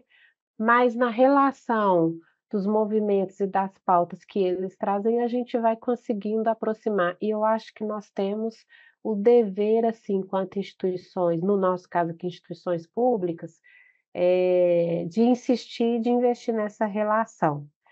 E acho que um ponto importante também para a gente não esquecer a própria dificuldade de participação. Eu falo de dificuldades mesmo materiais, dificuldades de tempo. Você sair para você participar de uma audiência, para você participar de um evento, é muito difícil, né? Porque as pessoas estão absorvidas com N atividades, sem contar as que estão ali 8 horas por dia, no mínimo, absorvida com o trabalho formal. Então, eu estando numa instituição, eu, por exemplo, servidora de uma instituição cuja uma das funções é fiscalizar o poder executivo, eu, como cidadã, eu não consigo participar de um conselho, porque eu tenho uma jornada para cumprir, eu tenho uma entrega para fazer. Então tem uma lógica de participação que a gente precisa ressignificar também, sabe? Para além de uma lógica que às vezes a gente procura de muito presencial, muito marcada em termos temporais. A gente precisa, ressignificar essa lógica aí que a gente geralmente, né, busca para poder fazer isso. Bacana. Nós temos mais 3 inscritos e eu vou propor que os 3 façam as questões e a gente encerre com essas 3 inscrições. Então, pela ordem, primeiro o Fernando. Por favor, Fernando.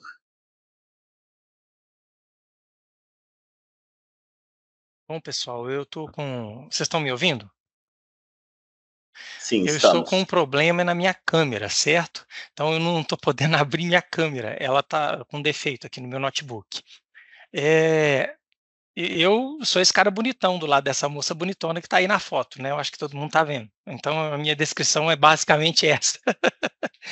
Mas, brincadeiras à A gente parte. não está vendo sua foto, Fernando. Ah, não, ó, eu pensei que era só eu que estivesse vendo, quer dizer, que vocês estivessem vendo. Tá.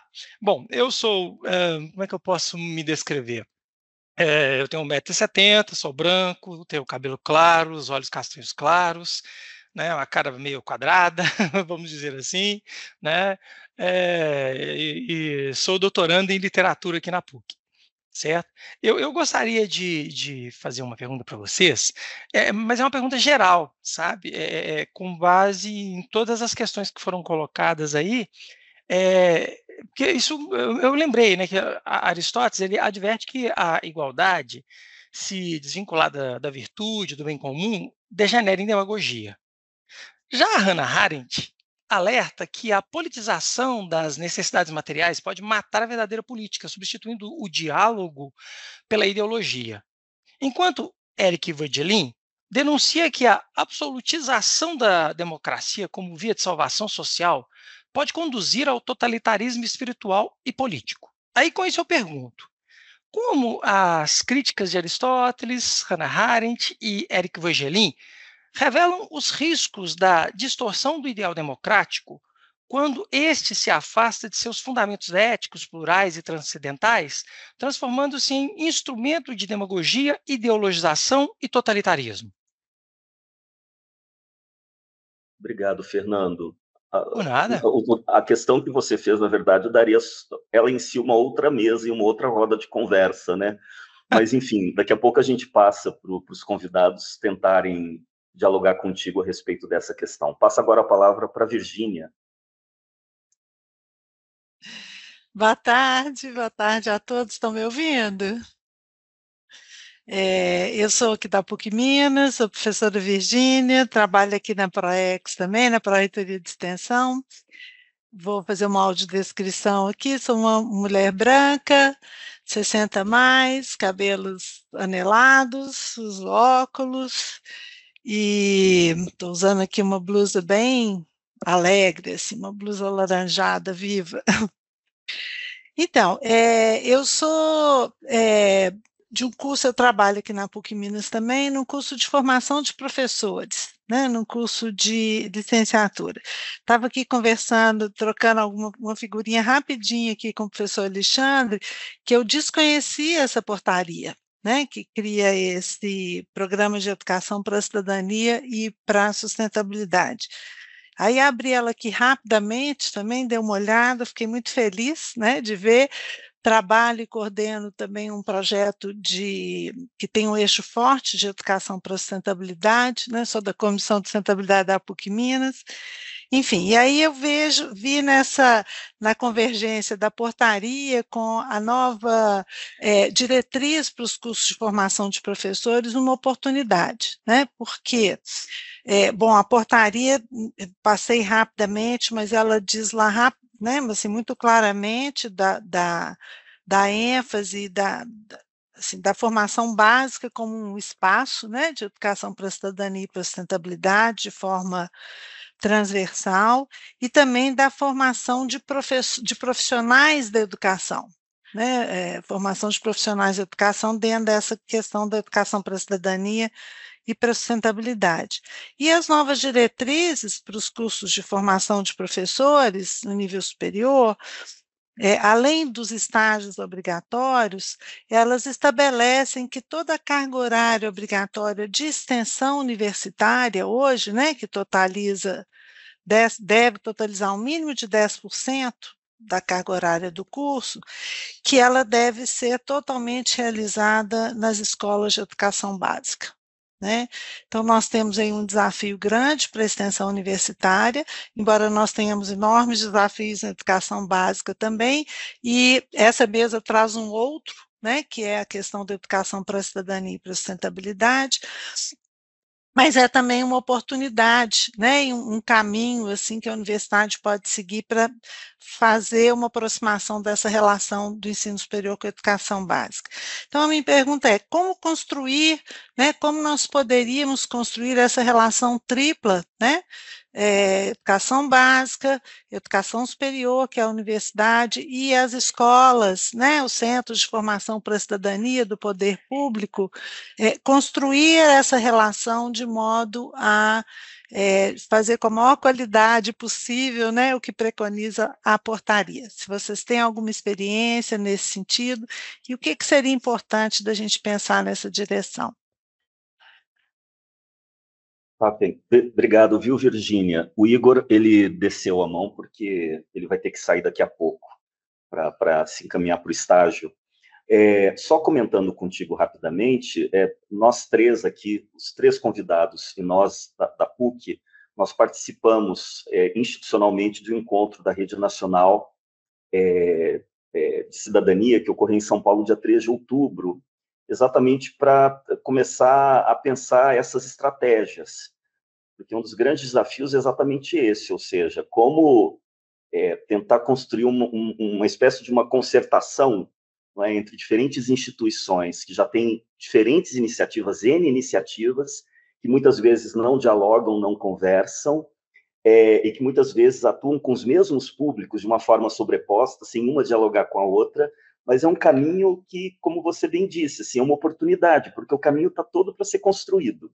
A portaria é muito recente, e, na verdade, a gente saiu do encontro, né, Lucas? Encontrei o Lucas lá, a Ruth, que é da Escola do Legislativo, o pessoal do PROEP. Não há uma orientação muito clara ainda do MEC como isso vai ser operacionalizado, né? Mas aí passo, então, a palavra para os nossos convidados. Quem quiser começar, trabalhando com a questão do Fernando, depois a gente passa para a questão da Virgínia. Vai lá, Lucas. Não, eu vou responder a questão da Virgínia. Quer que eu fique depois ou faço agora? Pode começar, então. A gente pode fazer de trás para diante.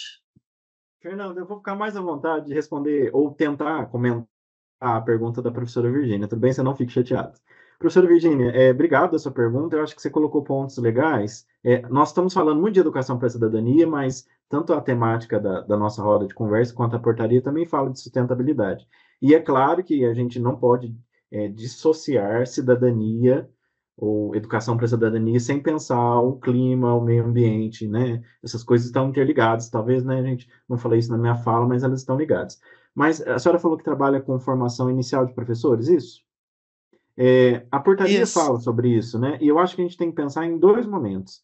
A formação inicial dos professores para a educação para a cidadania e sustentabilidade vai precisar de um novo contorno, e provavelmente o MEC vai fazer essa regulamentação. Mas eu acho que a gente tem que pensar na formação continuada de quem já está em atividade, que é um número muito maior, né? Então, e aí, gente, sem nenhum demérito aos colegas professores, mas nós temos professores de todos os níveis que não sabem o funcionamento básico do nosso país, do arranjo político que nós temos, né? Como que eles vão ensinar isso? Como que eles vão conversar isso com os alunos? Eles vão precisar de uma formação continuada. E aí eu acho que um dos caminhos para isso é trabalhar com parceria com a universidade e com as escolas de governo, principalmente as escolas do Legislativo, né? Tem a Leandra e tem eu aqui como representantes. Eu penso também que não só de professores, nós precisamos de formação inicial e formação continuada de gestores. Os gestores precisam entender a importância dessa política, e não só para para incentivar os seus docentes que façam educação para a cidadania, mas que criem ambientes democráticos nas suas escolas, porque a portaria fala sobre associações, grêmios, né, em algum momento, e isso é vital. O gestor precisa ter uma formação também continuada, né, sobre isso, e nós precisamos conversar com isso na formação inicial de pedagogos, por exemplo, que serão futuros gestores, assim esperamos, né, sobre essa importância. Então, o caminho, eu acho que a gente falou aqui já, é trabalhar em rede. Como articular a escola básica, a universidade e as escolas do legislativo, por exemplo. Um dos exemplos que a gente tem de sucesso é o Parlamento Jovem. Ele já articula a escola do legislativo, da Assembleia e das câmaras municipais, a PUC Minas, e a gente trabalha com os alunos da rede estadual, da rede privada, da rede pública, né? Então, é um exemplo. É o exemplo único a ser seguido? Não. Mas acho que é um caminho, é trabalhar em rede. Seria muito legal que esse trabalho fosse formalizado, tivesse uma política escrita, termos e convênios assinados. Não sendo, mesmo assim, eu insisto que uma rede, mesmo que informal, é necessária para cumprir esse desafio.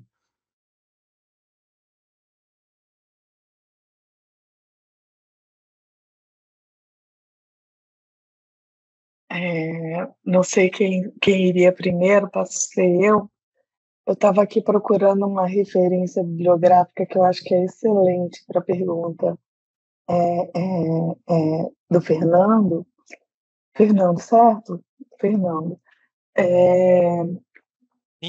Sim. E acabei achando. Por milésimos de segundo, eu achei aqui. Eu vou passar.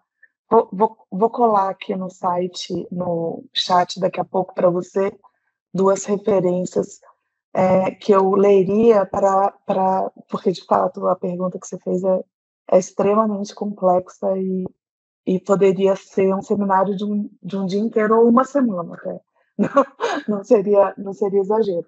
Mas eu queria, talvez, tatear a pergunta, falando um pouquinho de algo que vai estar num desses textos, o do Tópio Polimakata.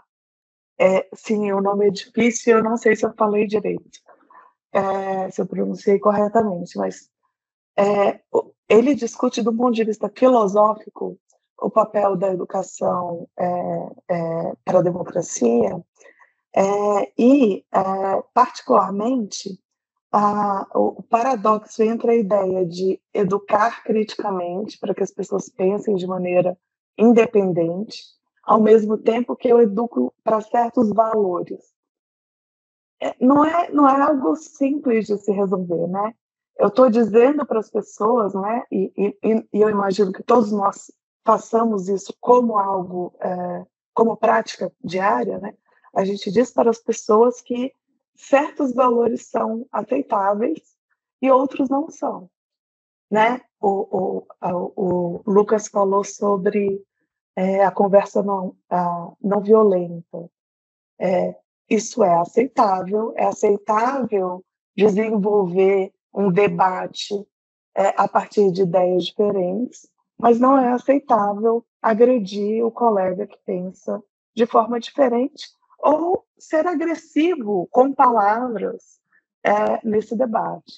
Então, existe um conjunto de valores mínimos. E aqui está o paradoxo, porque a gente está falando, pensem criticamente, mas a partir desses valores. E esse autor faz uma discussão muito interessante sobre esse paradoxo. Obviamente, ele não soluciona o problema completamente, e eu acho que esse é um dos grandes desafios da educação política, né? A diferença entre doutrinação e educação política nos moldes que eu vejo sendo praticado hoje em dia é muito nítida, né? A grande maioria dos projetos, quando a gente está lá, por exemplo, acompanhando o pessoal da rede de educação cidadã, são projetos que visam a transformação social e não a doutrinação.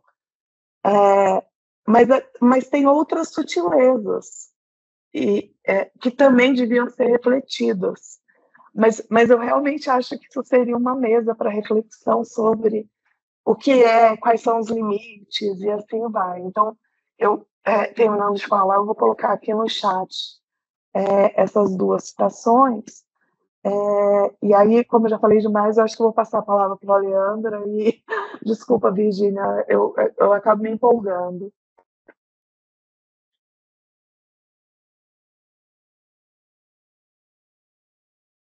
Então vamos lá. Eu vou começar pela pergunta do Fernando, mas respondendo assim,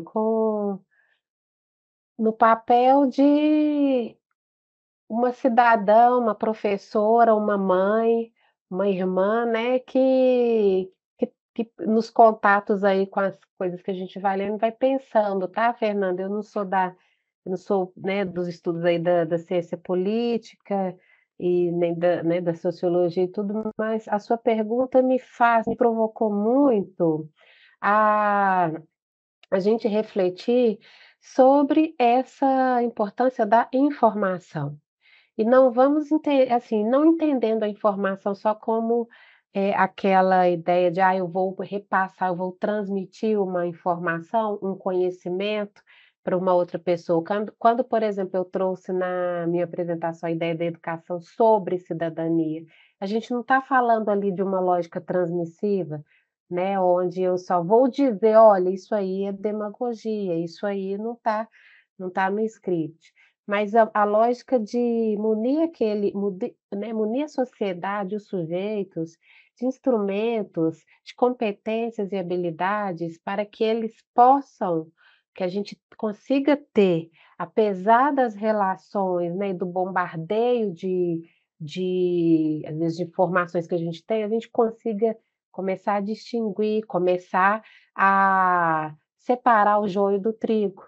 Então, um exemplo prático que eu traria aqui é quando, né, nessas últimas eleições extremamente polarizadas, e a gente está vindo aí com mais uma, está sendo muito comum os nossos políticos, nossos candidatos que às vezes já estão eh, há 6 mandatos, 7 mandatos, há N mandatos, trazer um discurso de antipolítica.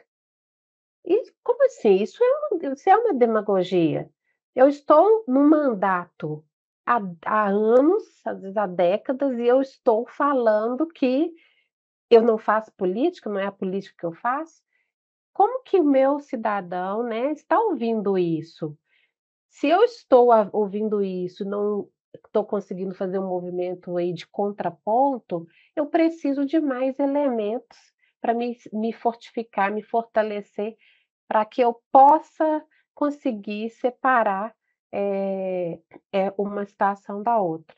Então eu acho que essa questão da informação, que lá no programa de educação nacional, né, da cidadania, que a professora cita, é uma das aprendizagens primordiais, é um dos incisos. É a aprendizagem, né, não é dessa forma, mas lá está assim, de análise dos impactos positivos e negativos das tecnologias, por exemplo, das tecnologias digitais, de informação e comunicação. Então hoje, né, nessa era onde as TICs, né, aí tem a tônica, eu acho que a gente pensar nesse caminho para poder trazer um contraponto aí para essas falas, né, demagógicas é fundamental. Respondendo muito no meu lugar aqui de quem está refletindo sobre a sua pergunta, que realmente é muito desafiante. E aí dialogando aí um pouco com a professora Virgínia, eu sou pedagoga, pude aí na minha formação fazer pesquisas, né, minha pesquisa de doutorado, ela a de mestrado tocou na formação de professores iniciais, a de doutorado na escola. Então, a professora trouxe 2 elementos do currículo da escola, né, que eu investi. Então você trouxe 2 elementos, assim, pelos quais eu tenho muito afeto. E eu penso, professor, uma das reflexões, né, que eu fiz nesses trabalhos anteriores é, que a interação entre o ensino regular, a formação de professores e nós aqui, né, estado, universidades e tudo, ela precisa ser uma interação, eh onde a gente transite por esses terrenos curriculares de forma que a gente construa esse espaço juntos, sabe? Porque quando eu quero me aproximar, quando nós, escolas do Legislativo, queremos nos aproximar das escolas regulares, e na minha experiência na educação básica, por exemplo, isso foi muito claro, as nossas escolas, elas são bombardeadas, elas são inundadas de muitas propostas, de muitos projetos. Então, nós estamos aqui falando de educação para a cidadania, mas eu não posso esquecer que eu não posso simplesmente chegar eh, empurrando um projeto de visitas orientadas, um parlamento jovem, porque quando você chega no mural de uma coordenação lá do ensino fundamental, você vê o tanto de convites que tem para N projetos e para N ações. Então, eu acho que nós, né, ensino superior e escola do Legislativo e Educação Básica, a gente precisa construir um caminho onde é claro que a gente não tem essa intenção, mas às vezes, sem perceber, a gente quer chegar colonizando, sabe? Sem perceber, sem sentir, a gente quer chegar colonizando. E a gente tem um universo aí de práticas curriculares que já não dão conta mais. As escolas estão eh, eh, batalhando para dar conta do currículo oficial. Porque além de ensinar, né, de ter que desenvolver aquelas habilidades e competências que estão lá hoje, por exemplo, na BNCC, eles têm que preocupar com violência escolar, eles têm que preocupar com interação com as famílias, eles têm que preocupar com evasão. E aí esse movimento, né, junto e relacionado, quer dizer, é um terreno, o currículo também é um terreno, é um campo de disputa, e se a gente não constrói essa chegada juntamente com quem está lá, a gente simplesmente não consegue adentrar, ou começa projetos que não vai para frente, ou realiza projetos que são muito pontuais. Aqui na Escola do Legislativo, a gente teve né, vou trazer 2 exemplos de experiências aqui.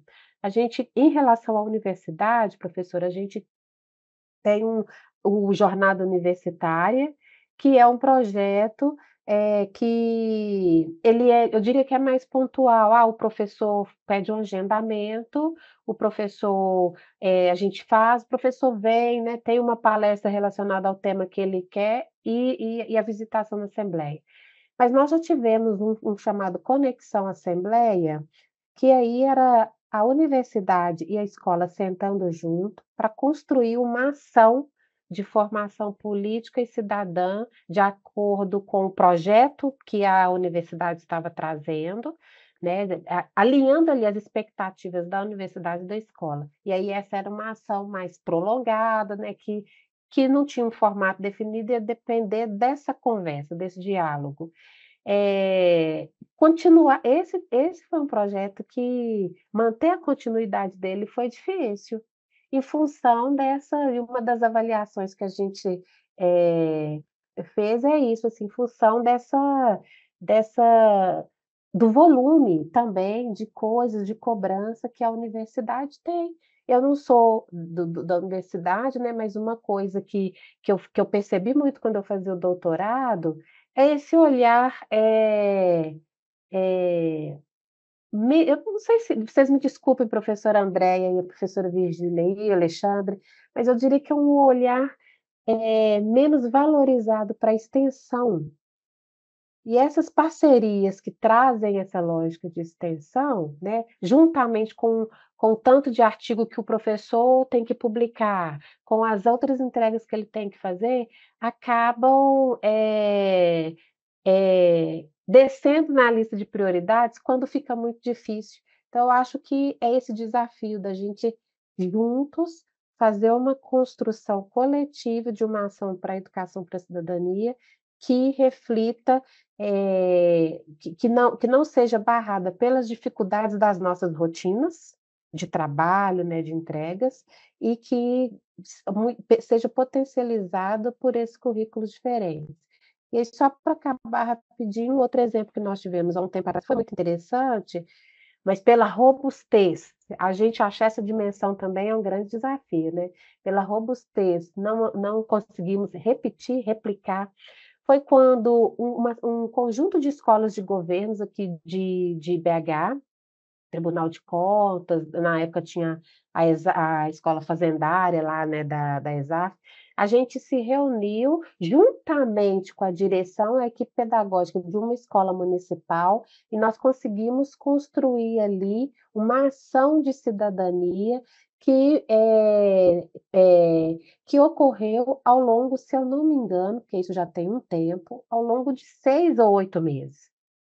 Uma ação construída junto com a escola, observando o currículo da escola, as expectativas, né, as práticas que a gente tinha para desenvolver esse trabalho. Mas foi um trabalho que demandou muita reunião, foi um trabalho que demandou muita reflexão, que assim, demandou um rebolation para organizar um cronograma, pensa, cerca de 7 instituições, né? Então, às vezes a gente quer, né, ir muito grande e não dá conta dessa robustez.